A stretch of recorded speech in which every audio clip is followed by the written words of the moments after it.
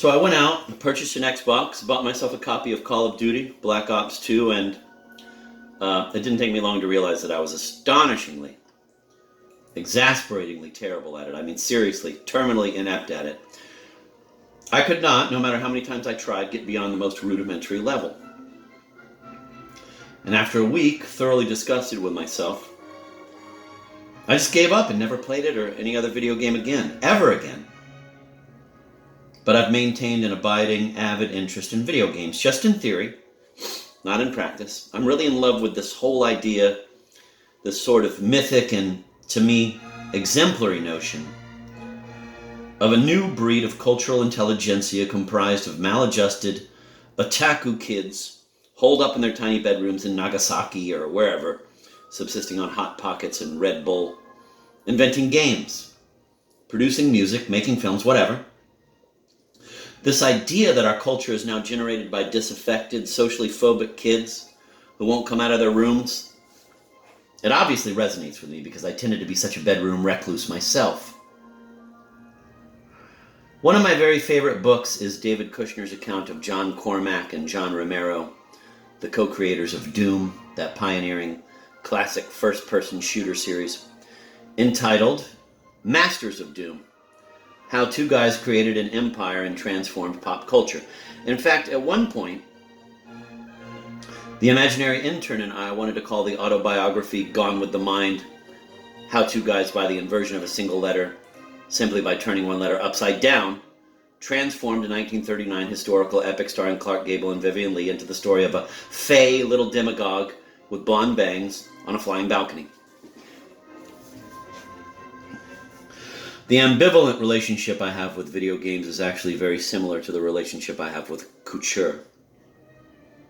It's all in theory and not at all in practice. I'm really fascinated by designers, but I have no interest in or inclination to wear designer clothes myself. I just wear t-shirts and flannel pajama bottoms every day, basically. Some version of that. That said, I love Alicia Drake's book, The Beautiful Fall, Lagerfeld, Saint Laurent, and Glorious Excess in 1970s Paris. And I couldn't wait to see Bertrand Bonello's film Saint Laurent when it opened at the New York Film Festival. And I've always been, unsurprisingly, extremely interested in Rei Kawabuku and in the Maison Martin Margiela, especially the way that everyone who worked at that particular atelier wore identical white lab coats, that kind of an anonymity, that idea of eliminating any trace of individuality, and that kind of inclusively collaborative environment was very appealing to the imaginary intern in me.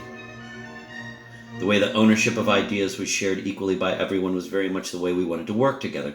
And we were actually toying around with this movie idea once about a fashion house very much like Maison Martin Margiela, except that it was also a cult, an apocalyptic cult like Heaven's Gate, that group in San Diego, whose members all committed suicide, all of them wearing identical black shirts, sweatpants, and Nike Decade sneakers. So their souls could be picked up by a UFO trailing the Hale-Bopp comet, the UFO, their version, I suppose, of the flying balcony. And I'd written a scene that takes place during a very elaborate runway show that's situated in the summer palace of an 18th century Russian czar. Interior, summer palace. Tsar poet weeps into tear pots. Apes trot past. Servant brings silver platter with rat pesto on pre-toast. Pre-toast is bread put in a toaster just long enough to warm it. And I read the scene to the imaginary intern, and I remember him saying, "Do you realize that Tsar poet, tear pots, apes trot, rat pesto, and pre-toast are all anagrams of prostate?"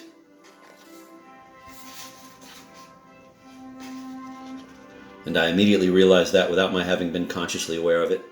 The entire movie, although we never actually got much beyond those first few lines from that opening scene, was essentially about my recent bout with prostate cancer.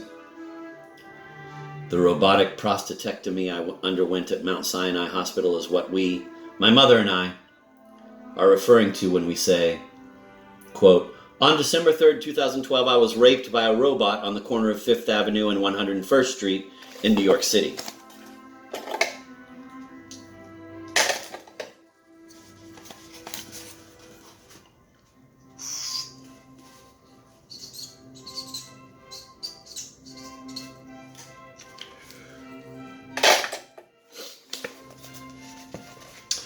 The imaginary intern wore a t-shirt that said, Amor fati, love your fate.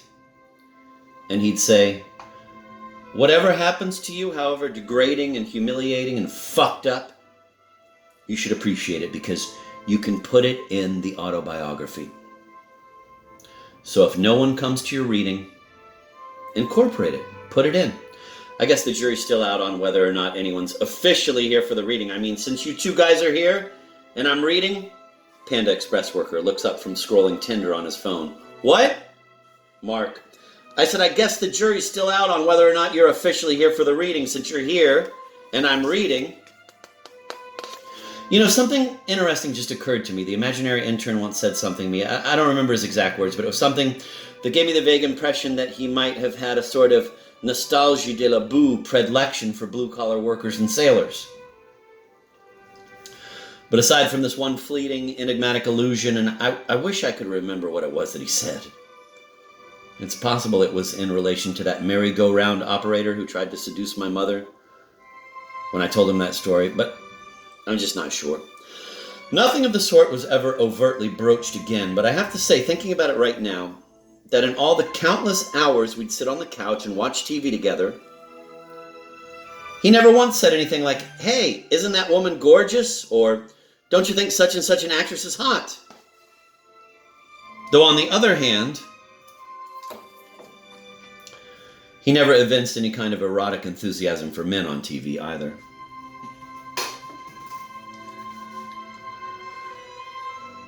He was really all about work. Every single thing he saw, he processed as potential fodder for the project. He was one of these totally plastic kind of guys, you know? He had a very synthetic, very practical and resourceful kind of sensibility, always about cobbling together the most disparate, miscellaneous things. We were watching some show once, or some hockey game or something, and this Twizzlers commercial came on where everything in the world is made out of red Twizzlers, the cars, the highways, the bridges, the skyline, trees, the signage, the Statue of Liberty, Mount Rushmore, the hot air balloons, everything. And this really, really impressed the imaginary intern, and he said, that's exactly what Gone with the Mind should be like. It should all be made out of the same thing.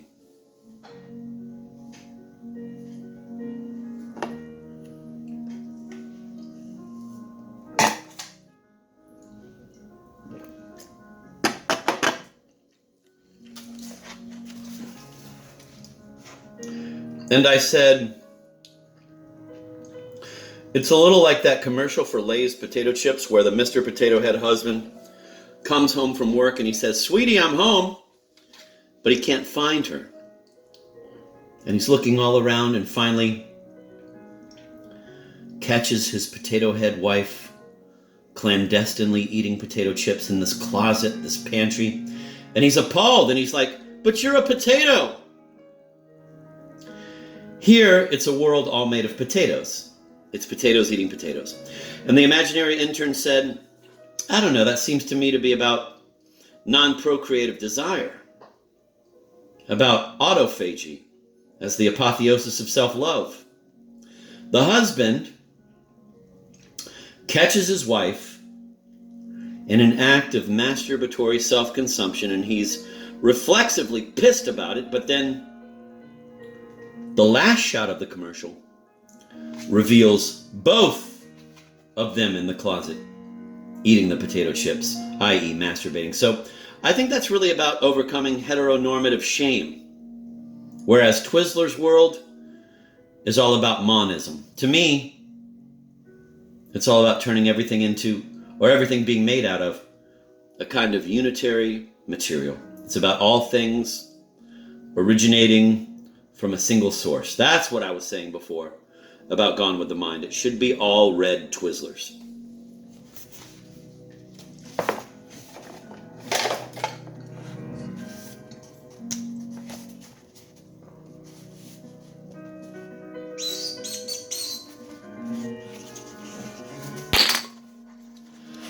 I'm paraphrasing the imaginary intern, who was extremely plain-spoken. I mean, he never used any kind of academic or pro-structuralist or psychoanalytic jargon. He expressed himself in a very, very simple, very childlike way, actually. In fact, he did a lot of fumfering, a lot of stammering.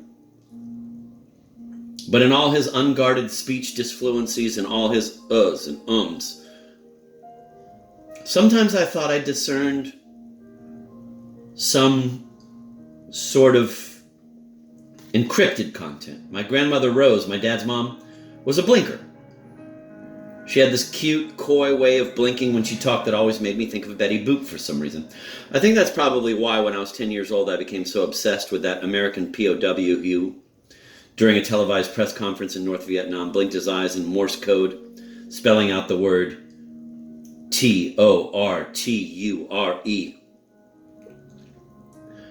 So I kind of suspected that the imaginary intern's uhs and ums constituted some kind of code too, but he left before I could determine what that code actually was, if there even was one in the first place. My grandmother, who became very mischievous when she had even the slightest bit of alcohol, once told me that she saw a man climb into my mother's bedroom window when my father was away on a business trip about 9 months before I was born. And she said that she suspected that this man was my real, biological father. What did this guy look like? I asked her. And she said, he was a short, pudgy, mustachioed Italian man in a red shirt and blue overalls. Was he wearing a red cap, white gloves, and brown shoes? I asked. Yeah, she said. And was there a red M and a white circle on the front of his hat and gold buttons on his overalls? Yeah!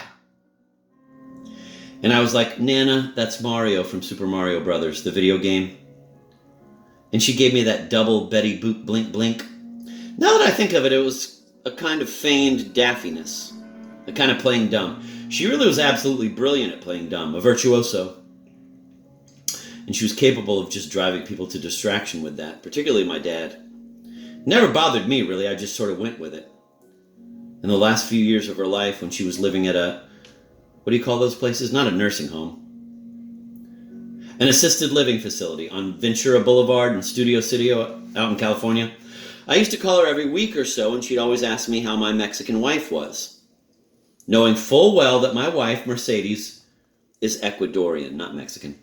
But I'd just go with it, and I'd tell her how she was doing. And once I called her, and over the course of maybe an hour-long conversation, she insisted on speaking to me as if I were my dad's brother, my Uncle Richie. And again, I just went along with it.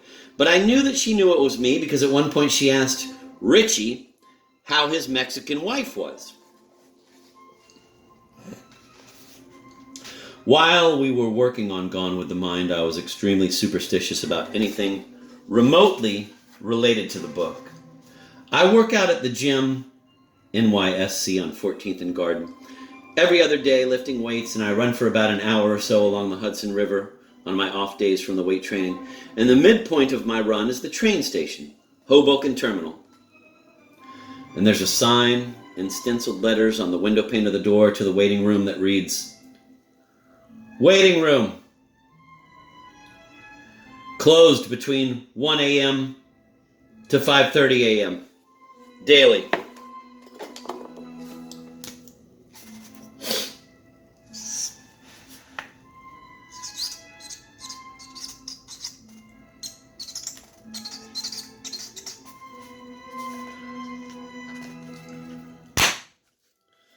And each and every single time I'd reach that door, panting and floridly OCD.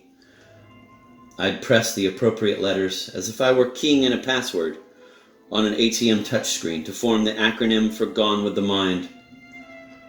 The G in waiting, the W in between, the T in between, and the M in 5:30 a.m. Also, if I made a decision about the book and within the next couple of hours I saw a woman's exposed armpit, I would take that to be a mystical ratification of that decision. I'm not really talking about an armpit with encrypted content, more like a yay-saying armpit. For example, once when I was in my early 20s, my father got drunk at a dinner party and said something extremely cruel and derisive about me to a guest whom he very much admired and, I think, emulated to a significant degree. He was an advertising executive who was becoming very rich and politically influential. He's dead now. I was having a lot of problems at the time, feeling very unfulfilled, rootless, unactualized, unemployable. I guess feeling sort of worthless and having all sorts of debilitating and undiagnosable and probably psychosomatic stomach ailments. So I was particularly vulnerable, and I remember thinking, an instant after the slur came out of his mouth, "Hitler, where art thou?" I was so hurt and so exquisitely humiliated, and I remember thinking at that moment that if the Gestapo had shown up, we were living in West Orange, New Jersey at the time, looking for Jews, I would have led them straight into the dining room and said, "There's a big one right there, the drunk guy playing the clarinet." I remember this so clearly. Injured, in this case, mutilated. Pride leaves extraordinarily eidetic, graven memories. It was a singular aberration for my father, who's an extremely principled and scrupulously considerate person, none of which, I suppose, would make him immune to a mother-besotted boy's Oedipal fantasies of patricide. In traditional folk tales, the revenge of the father for his son's Oedipal ideation is, of course, to pass along to that son a genetic predisposition for prostate cancer, which is precisely what my father, in fact, did. I can't remember my dad being either that drunk or unthinkingly nasty ever again. I, on the other hand, have been drunk and unthinkingly nasty thousands of times. A pattern which began when I was very young, like 5. I had a big, nearly life-size stuffed orangutan that my Uncle Richie had given me, with fur and a rubber face and hands and feet. I think my mom might have mentioned him in her introduction. And I'd prop him up next to me on my bed, and I'd pretend that we were at a bar together. And I'd sip from a bottle of Novahistine elixir, a decongestant, antihistamine the color of green creme de menthe, until I was pretty fucked up. There were always bottles of it in my room because, as my mom said, I was prone to colds and earaches. This was obviously before the advent of child-resistant packaging and safety caps, and I remember I'd get very loud and very irascible and aggressive with the orangutan and say some really awful, insulting things to him. It wasn't funny. It would start off amicably enough, my arm around his shoulders, the way I'd seen guys on TV do it. Joking around, telling him stories, singing, mostly Civil War songs I'd learned from an album my parents had gotten me, the Battle Hymn of the Republic, When Johnny Comes Marching Home, Just Before the Battle, Mother, things like that. But after a while, my mood would sour. I'd take something the wrong way, a look, a completely innocuous gesture, and my temper would flare. And I'd end up flinging him down the stairs. In my memory, the orangutan sort of floated through the air. I don't know. Maybe he had an unusually high lift-to-drag ratio for a stuffed animal or something. But he'd hit the floor at the bottom of the stairs with an awful thud. And my mother would come frantically running from wherever she was in the house, breathless and flushed, thinking I'd fallen down the stairs. I never named the orangutan. I think even at that age I somehow intuitively understood that all names are slave names. That the absolute fixity of a name constitutes a form of captivity.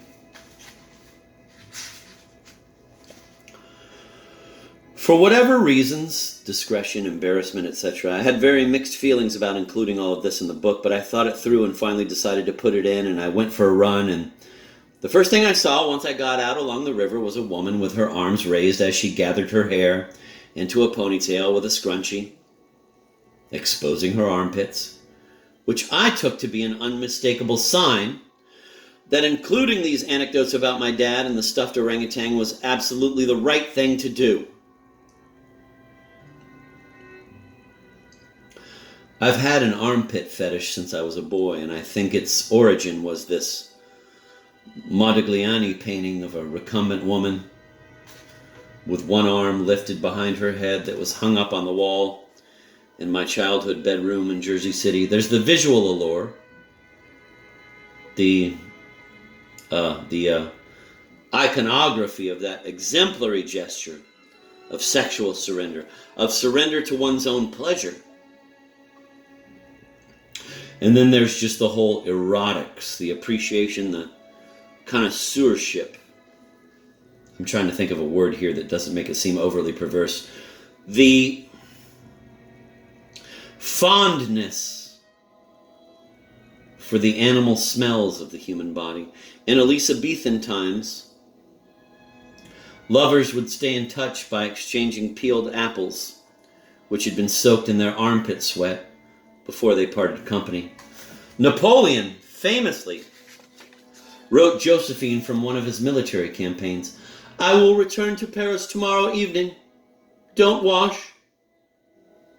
And Anton Chekhov wrote, "I don't understand anything about the ballet. All I know is that during the intervals the ballerinas stink like horses."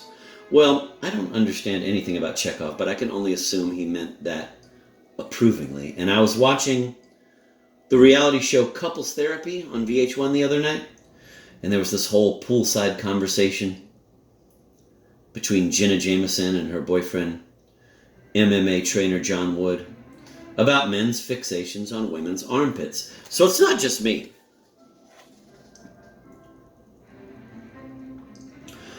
There was a woman at my gym who would work out and get very sweaty, and I loved the way she smelled. It reminded me a little of Whiteout. And also that smell when you open the flip top of a can of new tennis balls. I didn't really run into her that frequently. But this one day I walked into the gym, and there she was, working out on a tricep machine, I think. And I really, really wanted to get on that machine as soon as she was done with it, while her scent was still in the air. I don't know if that sounds creepy or not, but I'm just being honest here. I'm really being, like, totally non-fictional. Anyhow, she finishes up, and she's about to clean the seat and the arm pads, or whatever you call them. "You don't have to do that," I said. "I'm really gross," she said, an assertion which obviously only served to inflame me further.